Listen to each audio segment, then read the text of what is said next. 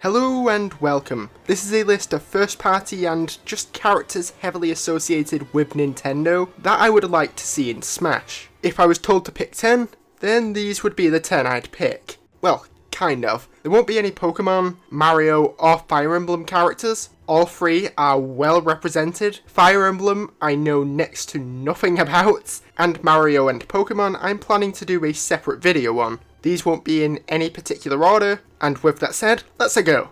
Rhythm Heaven is one of, if not the biggest Nintendo franchise not already represented in Smash Bros. The top choices for characters from this franchise tend to be a coin toss between the Chorus Kids and Karate Joe. I feel like there's a lot you could do with a rhythm-based character. Have them deal additional damage when in rhythm, or maybe even have a little tune play for nailing a rhythm-based combo. I feel like that would be super satisfying.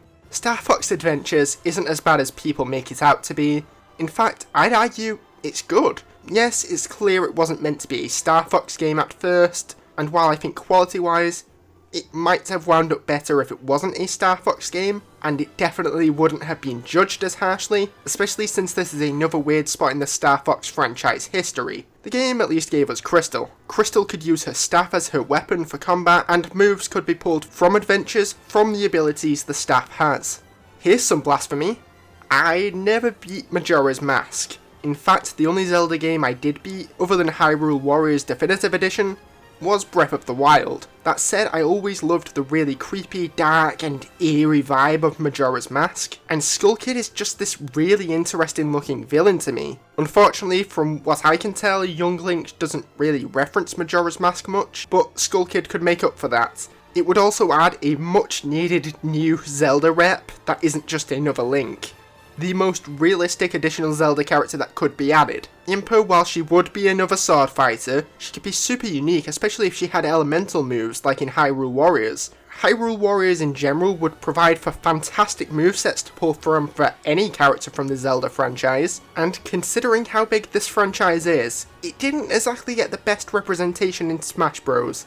Bandana D is like the last hero from the Kirby franchise who feels like would be a big deal to add. The Kirby games give the characters Smash Bros like movesets to begin with, and so it would be a fairly easy character to implement in terms of imagination for a moveset. It would also make so many people happy, as Bandana D has been one of the most requested Nintendo characters that's still not in the game.